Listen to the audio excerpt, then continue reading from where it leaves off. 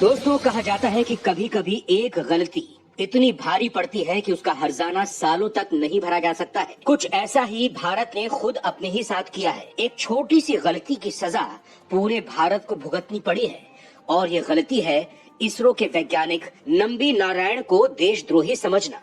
इस गलतफहमी का ये परिणाम हुआ कि भारत तकनीक के मामले में 15 साल पीछे चला गया। इसरो ने जो सफलता 2014 में हासिल की है, वही सफलता वैज्ञानिक नंबी के बदौलत साल 1999 में ही हासिल कर लेता।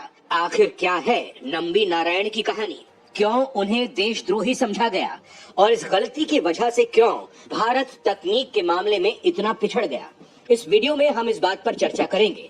इसके साथ ही जानेंगे कि कैसे एक देशभक्त को देशद्रोही मानकर भारत ने खुद के पैरों पर ही कुल्हाड़ी मार ली। दोस्तों, इन दिनों अभिनेता आर माधवन की film rocketry the Nambi effect की काफी चर्चा की जा रही है। रॉकेटरी इसरो के वैज्ञानिक नंबी नारायणन के जीवन पर आधारित एक बायोग्राफिकल ड्रामा है। फिल्म की कहानी ऐसी है जो आपको रुला देगी। इस फिल्म में आप नंबी नारायणन के जिस संघर्ष को देखेंगे, हकीकत में वो इससे भी कहीं आगे ज्यादा है।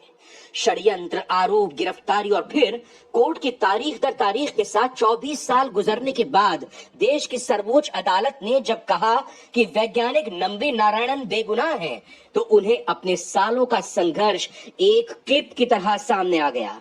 जब वो देश के लिए सपने देख रहे थे, उस वक्त एक झटके में कैसे उनकी जिंदगी बदल जाती है, उसे इस फिल्म के जरिए बिल्कुल परफेक्ट तरीके से दिखाया गया है। इस फिल्म को देखने के बाद देश की जनता को शायद ये समझ नहीं आ रहा है कि वो फिल्म में नंबी नारायणन को लेकर जो सच्चाई दिखाई गई है, उस पर क्या रिएक्शन दें।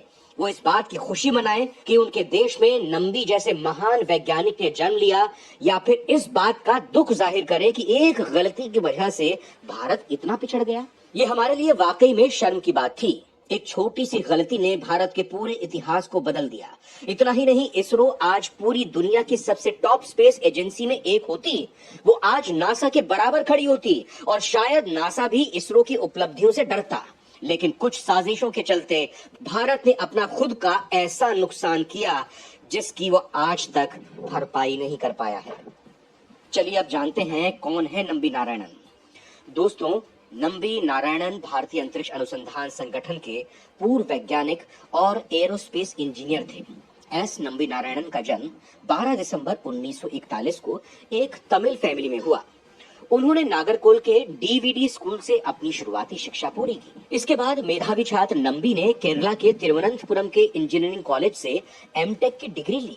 1969 में नारायणन ने नासा की एक प्रतिष्ठित फेलोशिप जीती, जिसके बाद वो पढ़ाई करने के लिए अमेरिका के प्रिंसटन यूनिवर्सिटी चले गए, जहां उन्हें रॉकेट की तकनीक समझने के साथ साथ अपना लक्ष्य समझने में भी मदद मिली। भारत लौटने के बाद नंबी नारायणन ने इसरो में काम करना शुरू किया। नंबी ही वो शख्स थे जो भारत में लिक्विड फ्यूल रॉकेट टेक्नोलॉजी लाए थे।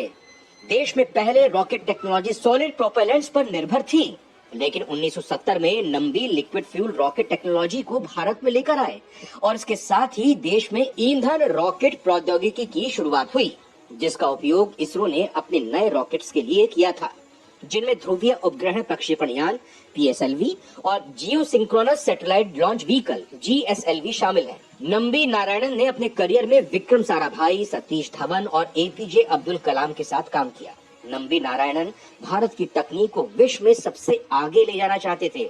उनकी टक्कर अमेरिकी नासा स्पेस एजेंसी से थी। 90 के दशक में भारत अपने स्वदेशी तकनीक पर काम करने की कोशिश कर रहा था।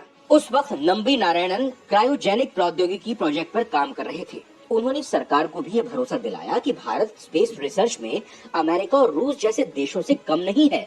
नंबी नारायणन के काम को देखते हुए सरकार ने उन्हें क्रायोजेनिक इंजन प्रोजेक्ट का हेड बना दिया। जब ये जानकारी अमेरिका और रूस को मिली तो मानो उनकी नींद ही उड़ गई और उन्हें डर लगने लगा कि अगर भारत ने इसमें सफलता हासिल कर ली तो भारत उनसे आगे बढ़ जाएगा और जो तकनीक वो भारत को महंगे दामों में बेचते हैं, वो कमाई भी रुक जाएगी। इसे देखते हुए एक ऐसी साजिश रची गई जिसका खामियाजा भारत को सालों तक भुगतना पड़ा। अक्टूबर 1994 को मालदीव की एक महिला मरियम राशिदा को तिरुवनंतपुरम से गिरफ्तार किया गया। राशिदा को इसरो के स्वदेशी क्रायोजेनिक इंजन की ड्राइंग की खुफिया जानकारी पाकिस्तान को बेचने के आरोप में गिरफ्तार किया गया था। नवंबर 1994 में तिरुवनंतपुरम में इसरो के टॉप वैज्ञानिक और क्रायोजेनिक प्रोजेक्ट के डायरेक्टर नारायणन समेत 2 वैज्ञानिकों डी शशि कुमारन और डिप्टी डायरेक्टर के चंद्रशेखर को भी अरेस्ट किया गया। इसके अलावा रूसी स्पेस एजेंसी का एक भारतीय प्रतिनिधि एस के शर्मा, एक लेबर कॉन्ट्रैक्टर और राशिदा की मालदीव की दोस्त फौजिया हसन को भी गिरफ्तार किया गया था। इन सभी पर पाकिस्तान को इसरो रॉकेट इंजन की सीक्रेट जानकारी और दूसरे देशों को दूसरी जानकारी देने के आरोप लगाए गए थे। इंटेलिजेंस ब्यूरो के अधिकारियों ने नारायणन से पूछताछ शुरू कर दी। नारायणन ने आरोपों का खंडन किया और इसे गलत बताया। उन्होंने कहा ये सब उनके खिलाफ की गई साजिश है जिससे भारत अपने स्पेस मिशन में पिछड़ जाए, लेकिन किसी ने भी नंबी नारायणन की बात नहीं सुनी। वहीं पुलिस के साथ साथ मीडिया और लोगों ने भी बिना सोचे समझे उन्हें दोषी करार दिया। ये सब तब हो रहा था जब नंबी नारायणन अपने क्रायोजेनिक प्रोजेक्ट के बिल्कुल करीब पहुंच गए थे। अगर ये प्रोजेक्ट पूरा हो जाता दोस्तों, तो शायद आज भारत की तस्वीर कुछ और ही होती। दुश्मन देशों की साजिशों के चलते भारत तकनीक के मामले में कई साल पीछे चला गया। पुलिस और प्रशासन ने नंबी नारायणन की बात सुने बगैर ही उन्हें जेल में 50 दिन बंद कर दिया। उन्हें प्रताड़ित करने का यह सिलसिला पूरे 2 साल तक चलता रहा। नंबी नारायणन इन सब से इतने परेशान हो गए कि उन्होंने सुसाइड करने तक का फैसला ले लिया था। लेकिन कहते हैं ना कि सच्चाई कभी छिपी नहीं रहती। दिसंबर 1994 में मामले की जांच सीबीआई को सौंप दी गई। सीबीआई ने अपनी जांच में इंटेलिजेंस ब्यूरो और केरल पुलिस के आरोप को गलत पाया। जनवरी 1995 में इसरो के 2 वैज्ञानिक और बिजनेसमैन को बेल पर रिहा कर दिया गया, लेकिन मालदीव के दोनों नागरिकों को जमानत नहीं मिली। वहीं अप्रैल 1996 को सीबीआई ने मुख्य न्यायिक दंडाधिकारी की अदालत में फाइल की गई एक रिपोर्ट में बताया कि ये मामला फर्जी है और आरोपों के पक्ष में कोई सबूत नहीं है। मई 1996 में कोर्ट ने सीबीआई की रिपोर्ट को स्वीकार कर लिया और इसरो जासूसी केस में गिरफ्तार सभी आरोपियों को रिहा कर दिया। साथ ही ये भी साबित हो गया कि ये साजिश नंबी नारायणन के प्रोजेक्ट को रोकने के लिए ही रची गई थी, जिसमें नासा का हाथ था, क्योंकि वो नहीं चाहता था कि भारत स्पेस तकनीक के मामले में आत्मनिर्भर हो, क्योंकि अगर ऐसा हुआ तो उसे सबसे ज्यादा खतरा हो सकता है। अप्रैल 2017 में सुप्रीम कोर्ट में नारायणन की याचिका पर उन पुलिस अधिकारियों पर सुनवाई शुरू हुई जिन्होंने वैज्ञानिक को गलत तरीके से केस में फंसाया था। पहले वैज्ञानिक, फिर जासूसी का आरोप और 24 साल बाद पूरी तरह से बेदाग नारायणन के लिए 14 सितंबर का दिन बड़ा ही अहम दिन था। 14 सितंबर 2018 के दिन जब सुप्रीम कोर्ट ने कहा कि वैज्ञानिक नारायणन को केरल पुलिस ने बेवजह मानसिक प्रताड़ित किया है, जो सही नहीं था।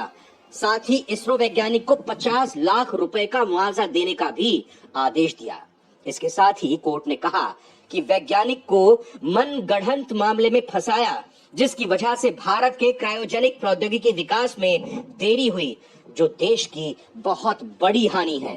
कोर्ट के ये शब्द सुनने के बाद नंबी नारायणन की आंखों में जीत के आंसू थे।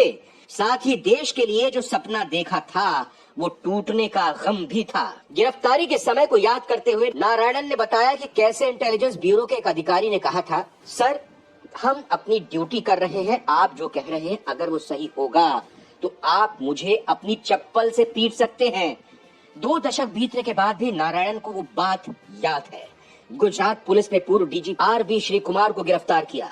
निर्दोष लोगों को झूठा फंसाने की साजिश रचने के आरोप में पूर्व पुलिस महानिदेशक को अरेस्ट किया गया है। शीर्ष अदालत के आदेश के ठीक एक दिन बाद श्री कुमार को गुजरात पुलिस ने गिरफ्तार किया। इसरो के साइंटिस्ट रहे नंबी नारायणन ने पूर्व आईपीएस अधिकारी की गिरफ्तारी पर खुशी जाहिर की। उन्होंने कहा कि हर चीज की हद होती है। श्री कुमार वो सभी हदें पार कर चुके हैं।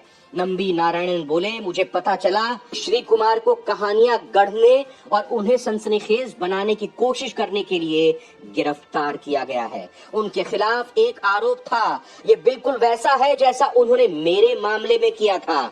अप्रैल 2021 में सुप्रीम कोर्ट ने नंबी नारायणन पर रचे गए इस साजिश की सीबीआई जांच करने का भी आदेश दिया।